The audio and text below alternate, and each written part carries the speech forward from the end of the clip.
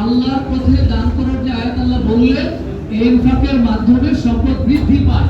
এই ব্যাপারে আমাদের কনফিডেন্স, শতভাগ কনফিডেন্স আছে। কোরআন শরীফের আয়াতে সাহাবায়ে কেরামের জীবনে আমরা এটা পেয়েছি এবং বর্তমান সময়েও আছে। দ্বিতীয়ত, এই ইনফাকের মাধ্যমে মুমিনের হৃদয় থেকে ভয় উঠে যায়। সুবহানাল্লাহ। ভয় এবং টেনশন থাকে। দানের কিন্তু একটা অ্যাকশন আছে। দান করলে একটা অ্যাকশন তৈরি হয়, তার মনের ভিতরে আর টেনশন থাকে না। কেন থাকে না? সে যখন দান করে, এটা তখন আল্লাহর রাস্তায় যখন সে দেয়, তখন আল্লাহর একটা দায়িত্ব হয়ে যায় তাকে সেভ করা। বলেন সুবহানাল্লাহ। আল্লাহ তাআলা বলছেন, আল্লাযীনা ইউনফিকুনা আমওয়ালাহুম বিল-লাইলি ওয়ান-নাহারি সিররান ওয়া আলানিয়া। যে ব্যক্তি ইনফাক করে আল্লাহর রাস্তায় রাতে এবং দিনে, গোপনে এবং প্রকাশ্যে, রাতে এবং দিনে, গোপনে এবং প্রকাশ্যে, ফালাহুম আজরুহুম ইনদা রাব্বিহিম, তাদের জন্য রবের কাছে প্রতিদান আছে। ওয়ালা খাউফুন আলাইহিম ওয়ালা হুম ইয়াহজানুন, তাদের জন্য কোনো চিন্তাও নেই, তাদের জন্য কোনো ভয়ও নেই। কথা আমার না আল্লাহ? সূরা বাকারা 274, সূরা বাকারা 274 নম্বর আয়াতে আল্লাহ তাআলা এই কথা বলেছেন। তাহলে যে দিনে রাতে, গোপনে প্রকাশ্যে, এখানে চারটি বিষয় আনছে। তাহলে দিনেও দান করা যাবে, রাতেও দান করা যাবে। দান করা যাবে মানে দান করতে হবে, গোপনেও দান করতে হবে, প্রকাশ্যেও দান করতে। চারটেই কথা আছে। অনেকে আবার কি জানো, হুজুর আমি গোপনে দেবো। তা আমি কই যে গোপনে দেবো কইছেন, এটাও তো প্রকাশ হয়ে গেল। গোপনে দেবো পরিস্থিতি মানুষ বুঝলো যে উনি গোপনে দিলে, এটারও তো আপনার একটা ধারণা মানুষের তৈরি হয়ে যেত। আপনি দিবেন, একবারে মসজিদে দান বাক্সের মতো দিয়ে দিলেন, কেউ দেখলো না, টের পাইল না, একটা গোপন দিল। কিন্তু প্রকাশ্য দেওয়ার কথা যেহেতু আল্লাহ বলেছে, সেহেতু প্রকাশ্যটাকে অ্যাভয়েড করার কোনো সুযোগ নাই। এটা আল্লাহ তাআলা সুযোগ দিয়েছেন। তাফসীরে রুহুল মাআনিতে আল্লামা আলুসী রাহমাতুল্লাহ আলাইহি বলেন, ইন্নাহা নাযালাত ফি আবী বকর আস-সিদ্দীক রাদিয়াল্লাহু আনহু। তিনি বলেন যে এই যে আয়াতটা, দিনে রাতে গোপনে প্রকাশ্যে দান করে তারা, এই আয়াতটি হযরত আবু বকর রাদিয়াল্লাহু তাআলা আনহু সম্পর্কে নাযিল হয়েছে। তাসাদ্দাকা বি-40,000 দিনার। আবু বকর রাদিয়াল্লাহু তাআলা আনহু দান করলেন 40 দিনার, 40 দিনার, 40 দিনার দিলেন তিনি বিল-লাইল, রাতে। 40 দিনার, 40 না, 10,000 দিনার, বি-40,000 দিনার আশারা, বি-40,000 দিনার আশারা। 40,000, 10,000 দিনার দিলেন তিনি রাতে। ওয়া আশারা বিন-নাহার, 10,000 দিলেন দিনে। ওয়া আশারা বিস-সির, 10,000 দিলেন গোপনে। ওয়া আশারা বিল-আলানিয়া, 10,000 দিলেন প্রকাশ্যে। তাহলে মোট 40,000 দিনার দান করলেন হযরত আবু বকর রাদিয়াল্লাহু তাআলা। সুবহানাল্লাহ বলবেন। 1500 বছর আগের 40,000 দিনার ক্যালকুলেটর লইলে কুলাই বলবো, কারণ 40,000 গুণ। এখন যে মার্কেটে যে 1 দিনারের দাম কত, এই 1 দিনার অনেক টাকা, সেই দিনারের মূল্য অনেক বেশি। 1 দিনার যদি যোগ দিয়ে 40,000 দিনার 1500 বছর আগে দিয়েছে, তাহলে এবার দেখেন স্যাক্রিফাইসটা কি পরিমাণ। আর আবু বকর, সে আবু বকর রাদিয়াল্লাহু তাআলা এই বিশাল দান করলেন, আল্লাহ তাআলা খুশি হইয়া এই আয়াত নাযিল করে দিলেন। সুবহানাল্লাহ। আবু বকর রাতেও দিলেন, দিনেও দিলেন, গোপনেও দিলেন, প্রকাশ্যেও দিলেন, শেষ করে গেলেন। তাফসীর উলমানের আরেকটি বর্ণনা আছে, ইবনে আব্বাস রাদিয়াল্লাহু তাআলা থেকে এই হাদিসটি বর্ণিত আছে। ইবনে আব্বাস রাদিয়াল্লাহু তাআলা বলেন, ইন্নাহা নাযালাত ফি আলী কারামাল্লাহু ওয়াজহু। এই আয়াতটি আলী কারামাল্লাহু ওয়াজহুর ব্যাপারে নাযিল হয়েছে। কানাত লাহু 4 দিরহাম। আলী রাদিয়াল্লাহু তাআলার 4টা দিরহাম ছিল, মাত্র 4 দিরহাম। ফানফাকা বিল-লাইলি দিরহামান, তিনি রাতে দিলেন 1 দিরহাম। ওয়া দিরহামান ওয়া বিন-নাহারি দিরহামান, দিনে দিলেন 1 দিরহাম। ওয়া সিররা দিরহামান, ওয়া সিররান দিরহামান, ওয়া আলানিয়া দিরহামান, গোপনে 1 দিরহাম, প্রকাশ্যে 1 দিরহাম। যার যা আছে। এখানে দুইটা বিষয়, সামর্থ্য আবু বকর রাদিয়াল্লাহু তাআলার ছিল আর আলী রাদিয়াল্লাহু তাআলার কম। তবে তিনি 4 দিরহামটাকে দিনে রাতে গোপনে প্রকাশ্যে ভাগ করে দিলেন। তাহলে এখানে বেশি দিলেই বেশি সওয়াব হবে, আবার কম দিলে সওয়াব হবে না, বিষয়টা এমন না। সামর্থ্য যার আছে সে বেশি দিবে, এটাই নিয়ম। ওয়া আম্মা বিনি'মাতি রাব্বিকা ফাহাদ্দিস। আল্লাহ বলছেন যে হে নবী, নিয়ামত দিয়েছি, আপনি সেই নিয়ামতটা ঘোষণা করুন। তাহলে বোঝা গেল নিয়ামত আল্লাহ দিয়েছেন সম্পদ, তো যাকে বেশি দিয়েছেন তিনি বেশি দিবেন, আবার যাকে কম দিয়েছেন সে কম দিবেন। কিন্তু দেওয়া থেকে কেউ খালি নেই, দেওয়া থেকে কেউ খালি নেই, দিতেই হবে তাকে। ইনফাক তাকে করতে হবে, তারই কল্যাণে সে ইনফাক করবে। তাহলে এরপর একটা কথা হলো যে আল্লাহর রাস্তায় যদি কেউ দান করতে পারে তাহলে তার ভয় এবং টেনশন কমে যায়। এজন্য কমে যায় যে সে দান করেছে তার মধ্যে একটা স্বতঃস্ফূর্ততা তৈরি হয়। এজন্য বিশ্বনবী সাল্লাল্লাহু আলাইহি ওয়াসাল্লামকে আল্লাহ তাআলা নির্দেশ দিয়েছেন, কোরআনের অন্য আয়াত আছে, খুয মিন আমওয়ালিহিম সাদাকাতান তুতাহহিরুহুম ওয়া তুযাক্কিহিম বিহা। নবী, আপনি মুমিনদের থেকে টাকা কালেকশন করুন। খুয মানে সংগ্রহ করুন, তাদের থেকে টাকা সংগ্রহ করুন। এরপরে এতে কি লাভ হবে? তুতাহহিরুহুম খুয মিন আমওয়ালিহিম সাদাকাতান তুতাহহিরুহুম ওয়া তুযাক্কিহিম বিহা। আপনি এই কালেকশনের মাধ্যমে তাদের আত্মা যেমন পবিত্র হবে, তাদের সম্পদটাও পবিত্র হয়ে যাবে। সুবহানাল্লাহ। তাহলে আত্মাও কিন্তু পবিত্র হয়, সম্পদও পবিত্র, দুটোই লাভ হবে। এগুলো ভয়টা থাকে। এরপরে আল্লাহ রাস্তায় যে ইনফাক করা যায় তাহলে সেই ব্যক্তিকে আল্লাহ তাআলা জাহান্নাম থেকে দূরে নিয়ে যান, জান্নাতের কাছে নিয়ে আসেন। সুবহানাল্লাহ। হাদিস শরীফে আছে, তিরমিজি হাদিস 1961। আবু হুরায়রা রাদিয়াল্লাহু তাআলা হাদিস বর্ণনা করেছেন, قال رسول الله صلى الله عليه وسلم السخي قريب من الله। একজন দানশীল আল্লাহর খুব কাছে চলে আসে। সুবহানাল্লাহ। ওয়া কারীবুম মিনাল জান্নাহ, জান্নাতের কাছে চলে যায়। ওয়া কারীবুম মিনান নার, মানুষেরও কাছে চলে যায়। সুবহানাল্লাহ। মানুষের কাছে কি? এটা তাফসীরে এসেছে যে যখন একটা ব্যক্তি দান করে তার সাধ্য অনুযায়ী যখন দেয়, তখন আল্লাহর একটা দায়িত্ব হয়ে যায়, আল্লাহ তাআলা তাকে সেভ করার জন্য চেষ্টা করে। যখন বড় সমস্যা হয়ে যায়, একবারে পুলিশে সব ধরে ফেলে দেবে, তারপরেও সামাজিক এই কাজগুলোতে যখন কেউ যুক্ত থাকে, তখন ওই লোকেরাই যদি তার দলের নাও হয়, তখন তাকে বলে আপনি একটু সরে যান, একটু সেভে থাকেন, আজকে রেড হতে পারে। এরকম ঘটনা ঘটে না? তো ভুলে গেছেন আপনার 1 বছর, ভুলে গেছে কি করে এগুলো করছে, তো আজকে বাসায় থেকে না, এগুলি শত্রু যারা তারাই হয়তো বলে দিচ্ছে। কিন্তু কেন?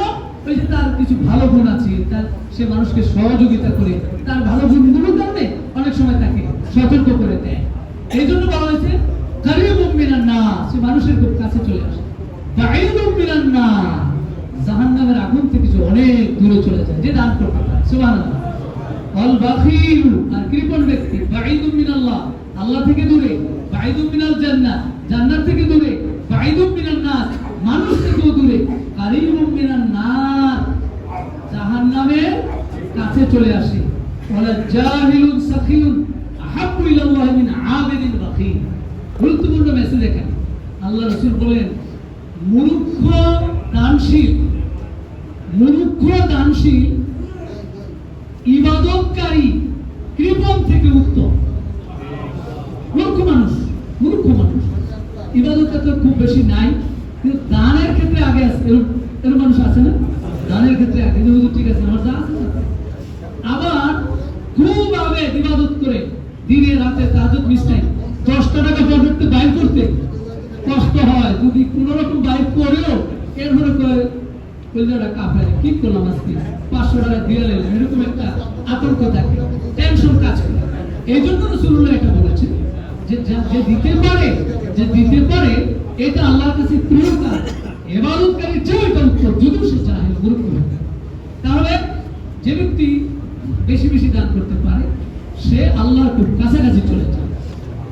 তাফসীর কুরতুবীতে একটি ঘটনা আছে যে সূরা আস-সাফে 10 থেকে 12 নম্বর আয়াত আমাদের অনেকেরই জানা আছে।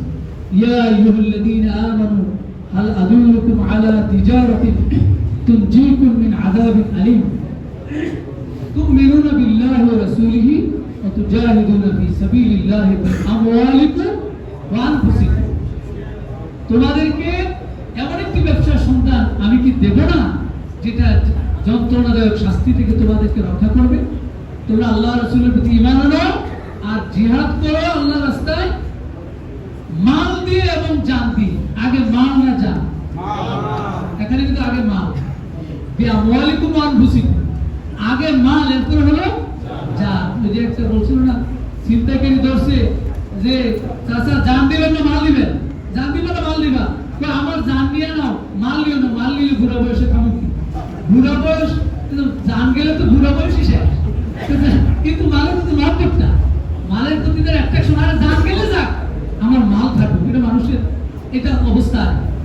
এজন্য আল্লাহ তাআলা অন্য কোনো আয়াতে তিনি জানের কথা আগে আনছেন, কিন্তু এখানে এই আয়াতে তিনি মালের কথা আনছেন। কেন মালের কথা আনছেন? যে উসমান ইবনে মাসউদ রাদিয়াল্লাহু তাআলা যে সাহাবী, রাসূলের কাছে এসে বলেন, হুজুর আমাকে যদি আপনি একটু অনুমতি দিতেন তাহলে আমার স্ত্রী খাওয়া আছে তারে তালাক দিয়ে দেব, আর আমি বৈরাগী হয়ে খাসি হয়ে যাব, আমার আর সব গোশত খাওয়া হারাম করে দেব, রাতে ঘুমাবো না, দিনে রাতে খালি তাহাজ্জুদ করবো, দিনে রোজা রাখবো, আপনি খালি অনুমতি দিন, আমি একজন বিরাট আবেদ হয়ে যাব, আল্লাহ আল্লাহ হয়ে যাব, আল্লাহর ওলি হয়ে যাব। রাসূলুল্লাহ তার কাছে এই কথা শুনে আল্লাহর নবী বললেন, শোনো, ইন্না মিন সুন্নতি আন-নিকাহ, আমার সুন্নাত হলো বিবাহ করা, ওয়ালা রুহবানিয়াত ফিল ইসলাম, ইসলামে কোনো বৈরাগ্যবাদ নেই। ইন্নামা রুহবানিয়াত উম্মতি, আমার উম্মতের বৈরাগ্যটাই হলো আল জিহাদু ফিসাবিলিল্লাহ, আল্লাহর রাস্তায় জিহাদ। সুবহানাল্লাহ, জিহাদে চলে যাবে সে, কিসের জঙ্গলে যাবে, ময়দানে যাবে, জিহাদ ফিসাবিলিল্লাহ, এটাই হলো তার রুহবানিয়াত। খাসার উম্মতি আস-সাওম, আর আমার উম্মতের খাসি হয়ে যাওয়া যেটা বলছো সেটা হলো আস-সাওম, রোজা রাখবে। ওয়ালা তুহারিমু তাইয়িবাতি মা হাল্লাল্লাহ লাকুম, আল্লাহ যা হালাল করেছেন সেটাকে তুমি হারাম করতে পারো না।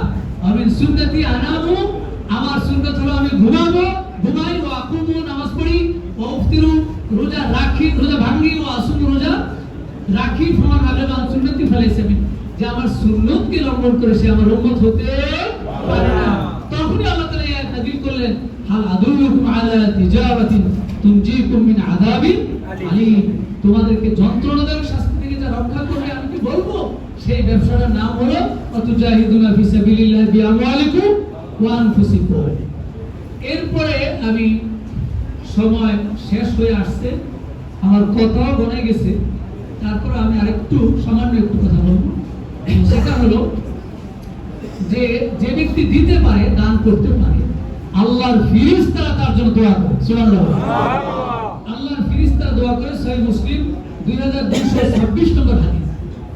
আন আবি হুরায়রা قال قال رسول الله صلى الله عليه وسلم ما من يوم يصبح العباد فيه, এমন কোন বান্দা নেই যে সকালটা শুরু করে ইল্লা মালাকানি ইয়ানজিলান, আল্লাহর পক্ষ থেকে তার জন্য দুইজন ফেরেশতা আল্লাহ নিয়োগ করে দেন তার জন্য দোয়া করার জন্য। সুবহানাল্লাহ, প্রত্যেকের জন্য এইভাবে দুইজন নিয়োগ করে।